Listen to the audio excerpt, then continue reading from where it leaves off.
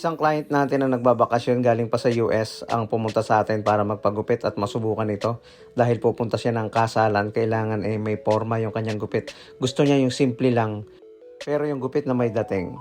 Kaya napag-usapan namin, gugupitan natin siya ng isang traditional haircut na ginagawa ng mga barbero dito sa atin. Ginamitan natin siya ng number 2 na clipper guide sa gilid at sinungkit natin ito sa pamamagitan ng pagtulak ng malaking suklay sa ibabaw nito para makuha natin yung pinakang gilid nito. Sa ganitong klaseng gupit, makakagawa tayo ng isang gupit na kung tawagin dito sa atin sa Pilipinas ay barber's cut, na pwedeng number 2 yung clipper guide na ginagamit sa gilid or pwede rin na number 1 yung nipis nito. Ganitong gupit ang kadalasan na pinag-uumpisahan ng mga barbero kapag nag-i-start sila kung paano sila matututo ng paggugupit.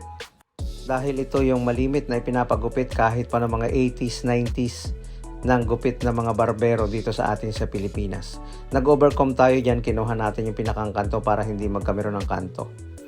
Nag-research tayo at nagtanong tayo sa social media or sa Google kung ano ba talaga ang tunay na kahulugan ng barber's cut in general term pagdating sa mga ibang barbero lalo na sa ibang bansa.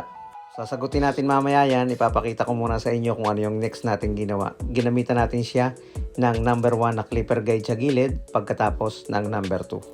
Mas mababa yung paghagod at syempre kailangan makita natin yung ating hinahagod. Lalo na sa mga beginner barbers, kailangan C-motion.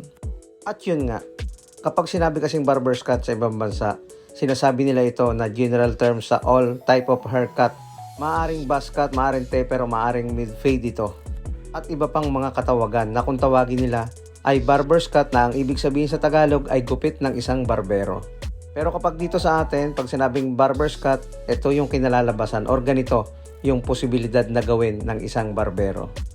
Pagkatapos natin gumamit ng number 1, nag-proceed tayo sa paggamit ng trimmer at nilagyan natin ng magandang linya sa gilid, lugar ng pag-aahitan nito. Pero pagdating naman dito sa Pilipinas, kung ano yung kinaugalian o nakasanayan tawag ay hindi na talaga nawawala yan. At yan yung malimit na ginagamit nating terminology lalo na sa mga traditional haircut or sa mga kinaugalian nating haircut. Pag sinabing barber's cut, number 1 or number 2 yung gilid, pwedeng putol yung patilya, pwedeng diretso lang. Siyempre, wag nating kikiskisin or isi-zero dahil kapag ginawa nating zero, magiging fade na yan. Binawasan lang natin yung likod niya, pinudpud natin. Pwede na rin siyang maging low taper kung tawagin sa iba. Pero kung sobrang baba lang yung pagkakanipis natin sa patilya at ganoon din sa likod nito, counted pa rin siya sa barber's cut, Pinoy cold or tawag ng mga Pinoy. Pero pagdating sa iba, low taper na ito.